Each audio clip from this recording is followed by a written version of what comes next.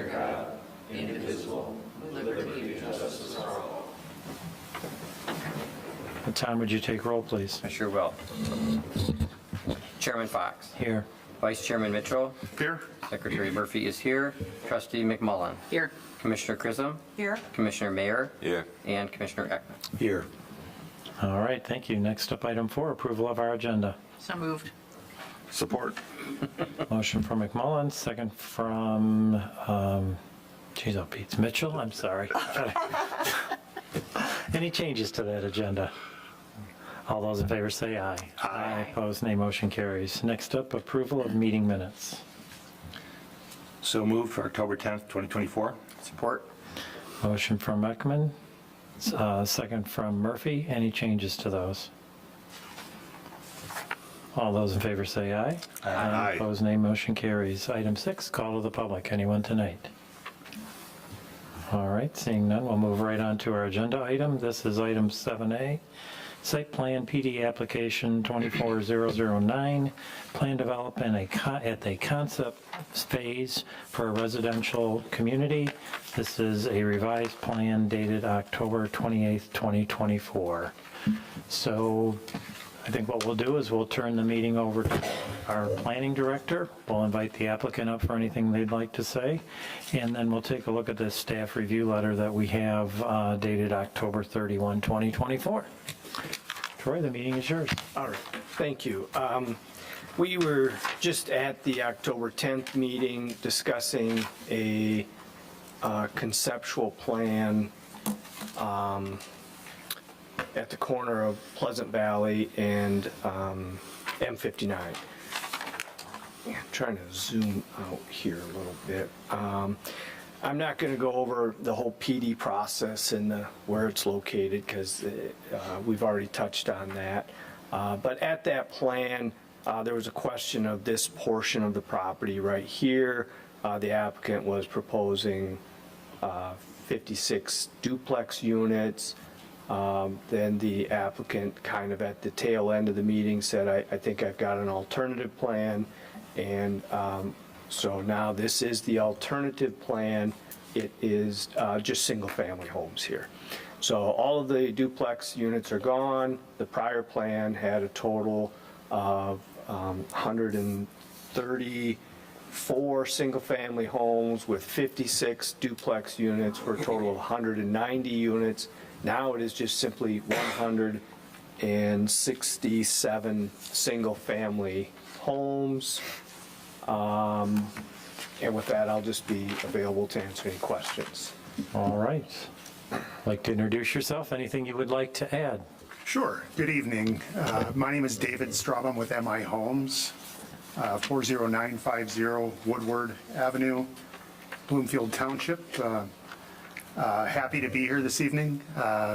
Decided with Mr. Yaldo that I would take the steering wheel this evening because ultimately MI Homes will be the builder and developer of this community.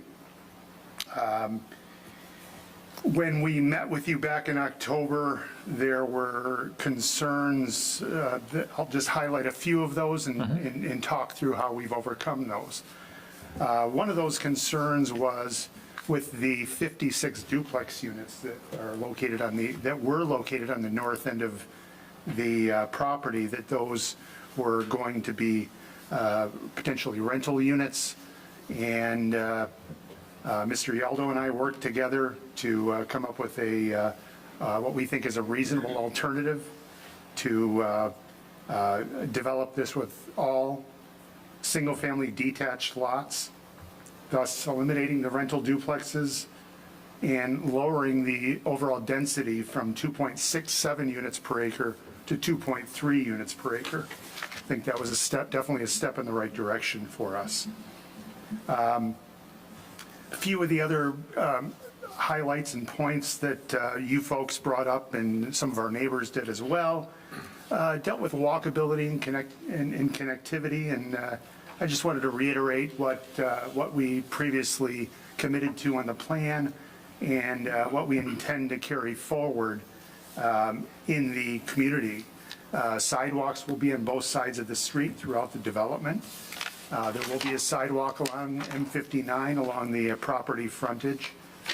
There was, I think, some reasonable and positive discussion regarding Pleasant Valley Road, and we don't intend to put a sidewalk along Pleasant Valley Road based on the feedback that we got from you folks that evening.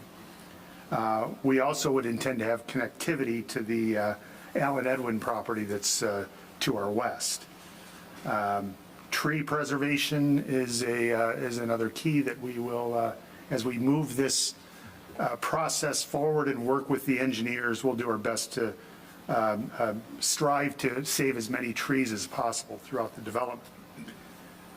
We will also intend to maintain a similar setback along M59 that the folks at the Allen Edwin development have. And then we also heard some of the neighbor concerns, those dealing with traffic buffers to adjoining properties and potential strain on post office and bus system. And those things will work with consultants or traffic consultants and our engineers to ensure that we are sensitive to our neighbors and do what's best for the community. Okay, thank you. So we have in front of us, do you have a copy of the October 31, 24 letter from staff? It's probably it is very similar to the one we reviewed back in October. So since we are talking just about the northerly change, I'm going to use the letter as an outline, but we'll address the conversations as they deal with the northern section that we're talking about. But I am looking at that letter on page 2, packet page number 14, and down at the bottom there, the header proposed concept plan. As Troy had mentioned, we're now looking at 167 single-family residential lots. The previous plan was 190. So we have a reduction in number there. Flipping over to page 3, proposed density. Troy, do you just want to touch on that again real quick? You mentioned it earlier. Yeah, the proposed density is at, oh, I just lost it, 2.35 dwelling units an acre. This property, just so everybody knows, the plan development process refers to the future land use map designation and what the density is on the future land use map designation. The future land use map designation for this property is special planning area, which permits 4 dwelling units per acre. The PD itself allows potentially up to 40% extra as a bonus density on top of all of that, which theoretically could permit a maximum, even with the bonus density, something in the neighborhood of 398 dwelling units. This one at 167 is at 2.35 dwelling units per acre. Okay, any comments on that? All right, moving on over to page 4. Public road access hasn't changed. Traffic generation, no change. They will submit a traffic impact analysis, but not required at this time. Internal vehicular circulation, looks like the road network for the most part did not change. Any comments on any of that? Utilities, no change. Design details, they'll show us at the next step the types of homes that they're actually proposing. Any questions on any of that? Sure. I know in the letter it says the sidewalks are not shown, and you also mentioned no sidewalk on Pleasant Valley. You know, we talked about that before, but on the plans I'm seeing sidewalks on Pleasant Valley and internally. Is that just a change since it's been submitted, or? So though there's common space and there's sidewalks proposed in the common space areas, but there's no, for example, there's a little bit of common space adjacent to Pleasant Valley, but then the applicant is saying he wouldn't then put A second another one. sidewalk Okay. in the Pleasant Got Valley it. right-of-way. Got it. So I'm seeing like a trail, kind of system that's parallel to another sidewalk when you look north of the drive off of Pleasant Valley, right? You see two side by side? Yep. Is that the intent?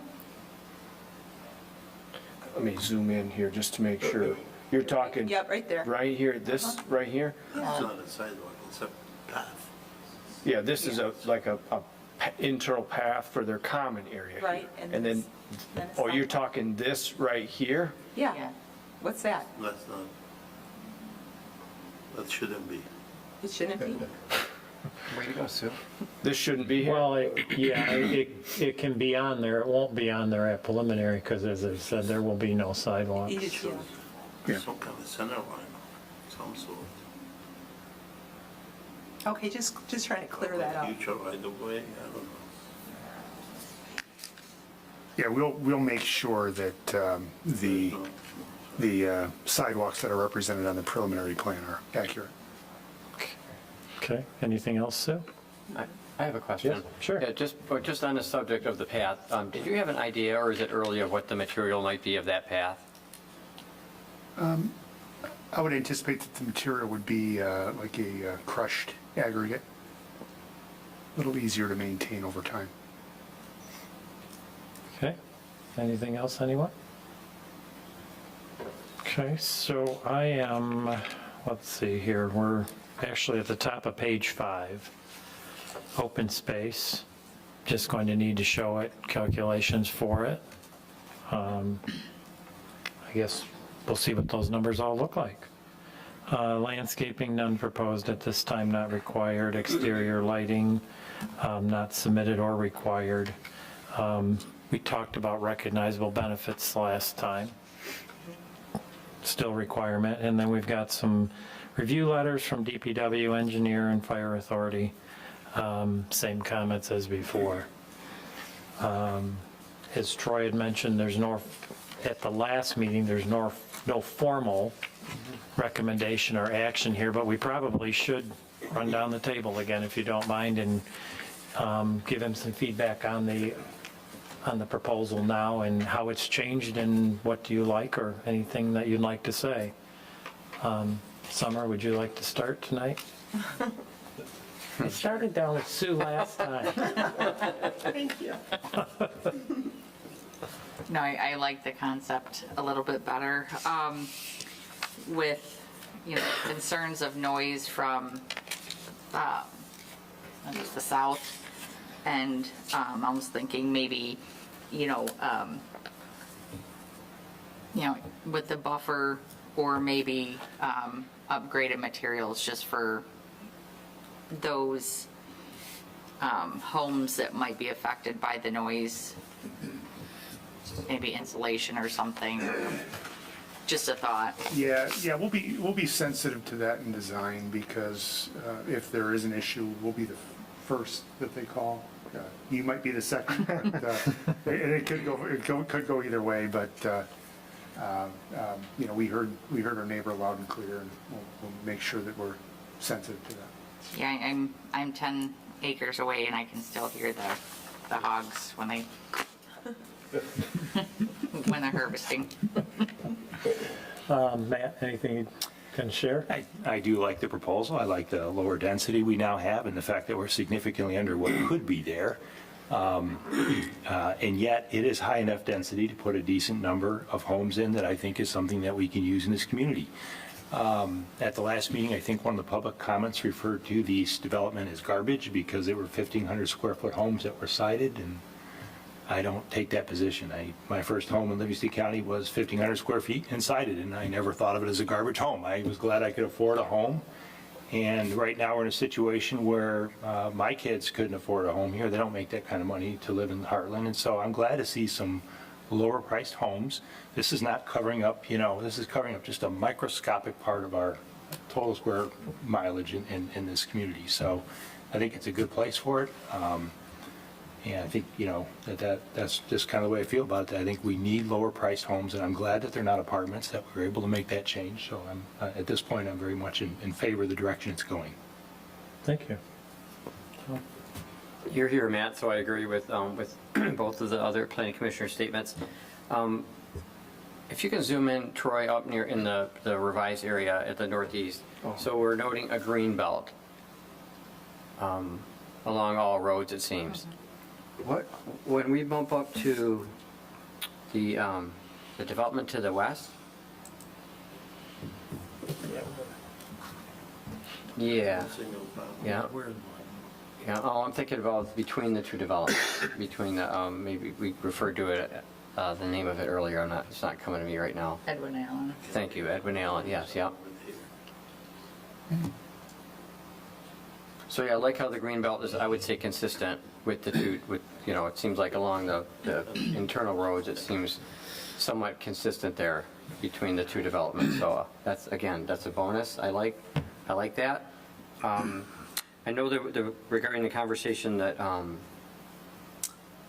Summer had mentioned regarding the farm to the south, and the appreciation or the notation of, doing what you can to keep the sounds and stuff down. There's also a question of landscaping. Now, I know that'll be addressed at another time, but is this the same layout space that we saw before with, I would say, lot 30 and 29 and 30 there? How they bump, so It is. that is the same? Yes. Okay. It's the same, yeah.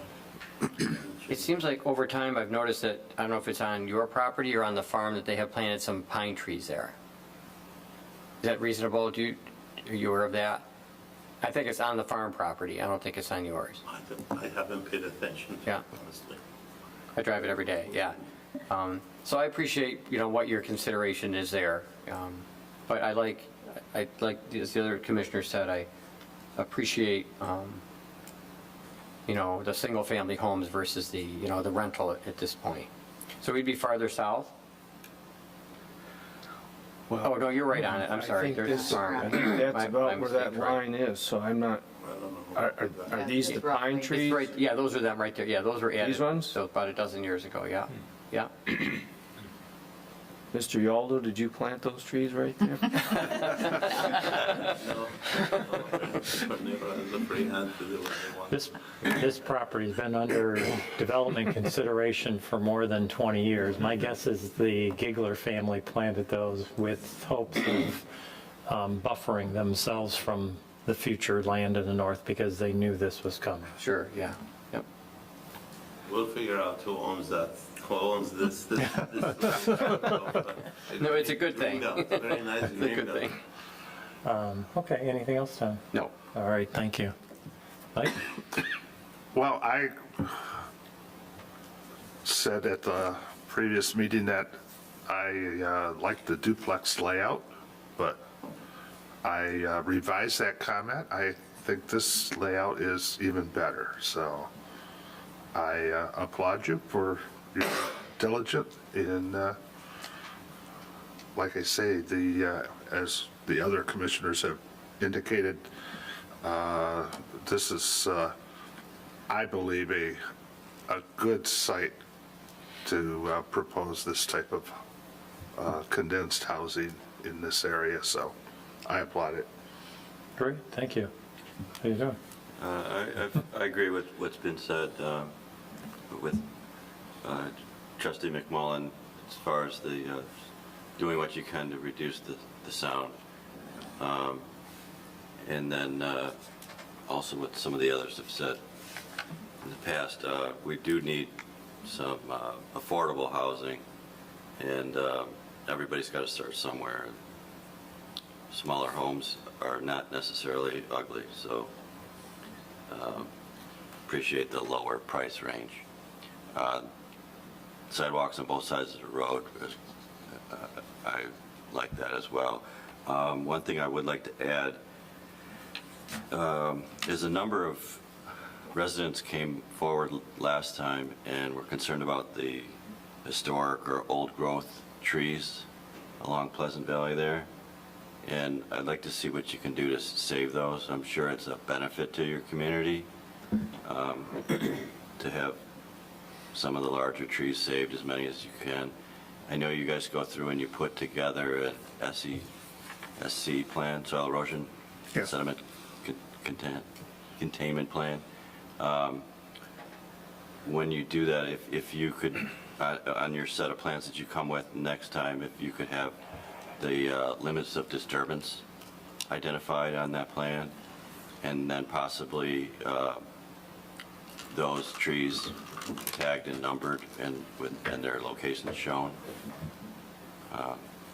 If the soil erosion silt fence plan matches with the limits of disturbance, and those trees are in the protected area, they're more likely to be saved. If they're not within that area, then the tendencies are that the contractors with the large machinery kind of get rid of things that are in their way pretty quickly and easily if they're not clearly marked on site. So if you could just maybe make note of that on your next set of plans, that would be great, so we can make efforts to save those. I know that was a big concern amongst some of the residents. Thank you. Thank you. All right, thanks, Jim. Sue? Not much left to say. Really appreciative of how you listened and, turned this around. Earlier I said I really like how you've got the buffer around the perimeter. It's more intense inside. You've got the connections with the open space. I think those two lots on the south end, lot 30 and 29, I forgot the width of the buffer. I think that's going to be required. But because you're a higher density than the farm to the south, I think you've got to have like a 20-foot evergreen buffer or something like that that would also supplement, I think, what's there. Is that right, Troy? Well, part of the, in general, I think you're right, but this being a PD, those type of provisions can be waived. I don't know that with a 60-foot wide lot, that you're going to have a 20-foot buffer on these lots here. That's why I wanted to bring it up. I wasn't sure. Typically, conventional zoning, Yeah. when you have a higher density next to. So just that as a consideration. I know you're asking for exceptions, being a PD, to show it's a better plan, but, also that's going to go a ways with them as well. Just a comment. Otherwise, I'm in favor, like everybody else said. I really appreciate all your effort. Thank you. All right, thank you, Sue. I also like the change. It's, I've worked on this for a number of years. This property started in a development phase of design long before I even got here. So I've seen many evolutions over the years of different things, and I think this is probably a good thing to wait for, because I think this actually is a good fit for the property in the area within the community. So I'm excited to see you bring it to the next stage. Thank you. All right, anything you guys would like to add? We're excited to be here and excited to hopefully bring this to fruition. It's been a long time, as you said. Yes, it has. So, great. As we said, no formal action tonight. So with that, I think we're done with your item on the agenda. Thank you. All right, have a great night. Next up, item 8, call to the public. Anyone?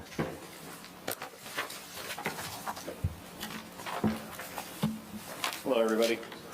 I just want to say yes, thank you for the single-family home. We don't need any more apartments. Thank you very much. Affordable housing is what we need to get people bought into our community. And I just want to call out that our planning commission is designed to address fundamentally community issues such as location and types of development, and provide forum for engaging entire communities, taking that feedback, addressing our concerns, and what we say about our community. Also supposed to design to promote public health, mitigate hazards, including infrastructure issues and anything foreseen in the future, as well as it needs to take all of its decisions seriously, including individual projects, and make sure they're consistent with what standards our community is asking for. They also should be advocating on behalf of the interests of all community members regarding land use and development projects. There's been a lot of talk about a lot of high-density housing units, traffic issues, Chick-fil-A, and other things, and I just want to make sure that we understand what we're trying to do is develop our community to be of future use 10, 20, 30, 40 years down the road. I know there's talks about us running out of RUs and certain infrastructure to support more growth, but the growth we are pulling on, we need to make sure that it is not interfering with the existing community. Review of traffic and circulation, please make that sure we are taking that into consideration. I know there's no traffic study needed, as you called, but we know what kind of traffic we're dealing with, and we can ask for additional support for that, especially with MDOT. A common misconception is that local communities have no input on driveway locations. That is not correct. Site plan review process can dictate where driveways go and access points to businesses. So please make sure we're taking that into consideration. Make sure we're listening to public hearing comments and taking those into consideration, and using impact fees, which is a charge to develop costs of off-site improvements, new development, impact fees for upfront financing, expansion of public facilities, infrastructure, and treatment facilities or arterial roads. So we need to make sure that we're positive on this. All this information came from the Municipal League Handbook for planning. So we really need to keep sight of Heartland community and what we're trying to do and what we need to do. And we don't want to become a Brighton. So we need to grow at a reasonable path and a reasonable pace to make sure that we can support the people we have. Because I know a lot of people avoid Brighton now as what happened to there, because you can't get through Brighton. And we do not want to be that community. So I appreciate the Planning Commission, especially this development right here with single-family homes. That is what we need. And I'm glad to see everybody say this is what we need, not more rentals. Thank you. Thank you. Anyone else?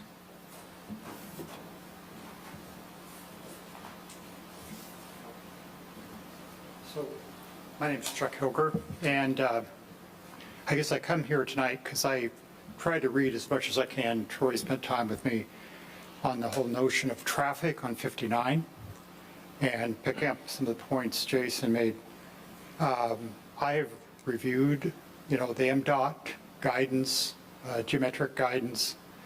I've reviewed the ITE, International Traffic Engineering documents. And I guess somebody can educate me how you can move forward with all the development and not have a traffic study on 59. So if somebody'd like to educate me how you cannot do that by the standards that are established by the professionals over many, many, many years, seems to me that's being overlooked here. As someone who uses 59, 23 interchange, and a lot of the development here, it seems to me hasn't taken account. A lot of that traffic is to capture business off of 23 traffic, not local residents. It's the traffic on 23 to come down, and with all that, that's obviously why, from a business point of view, all the fast food places want to be there, because that's good business. But there's an impact on the local residents on traffic. So I just encourage you to spend more time individually, morning and afternoon, crisscrossing, or just going back and forth on 59, trying to get, onto the expressway 23, or just trying to turn on Blaine where we live, because we're maybe down to, a mile down the road. But sometimes it's almost impossible to make a left turn onto Blaine. So, and then you have a U-turn there. I mean, it's a wreck, accidents waiting to happen. So anyway, that's my input. I really request to really understand a baseline, where are we today with traffic, and what's the impact of all this development going to be in the future? At least know what we're dealing with, rather than just sort of brushing it aside. You guys do a great job with all the other zoning and sidewalks and all of that. But infrastructure, roads, should be like top, at least know to the public, constituents, what we're dealing with here. Okay, thank you. All right, thank you. Anyone else? Okay, seeing none, we'll move on to planner's report. Troy, anything tonight?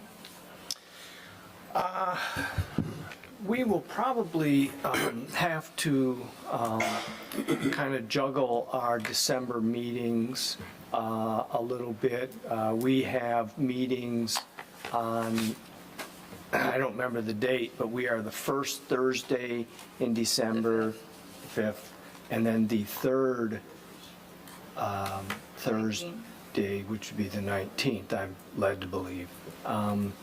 We may end up doing a meeting on the 12th and kind of canceling the 5th and the 19th, just to give you a heads up. I will update you. We're looking to do a joint session with the township board, and I will update you, and I'll be in contact with the chair about this as we get more information. But we are still on for November 21st for a meeting. Okay, thank you. Committee reports, comments, anyone? Down here, motion to adjourn, please. Oh, go ahead. Yeah, this will be brief. So a lot about the traffic that we've all been, watching because we're all residents and we see the increased traffic.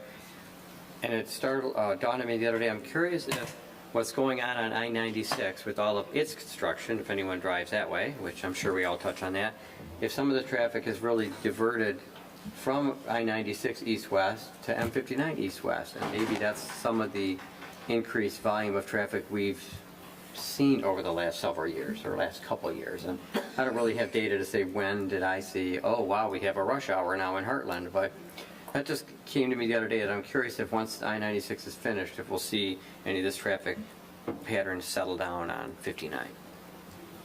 Okay, Just a comment, something sure. noticed. Thank you. Anybody else, anything? No, we need a motion to adjourn, please. So moved. Support. Mitchell and McMullen, all those in favor say aye. Aye. Opposed, nay. Motion carries. Thank you. When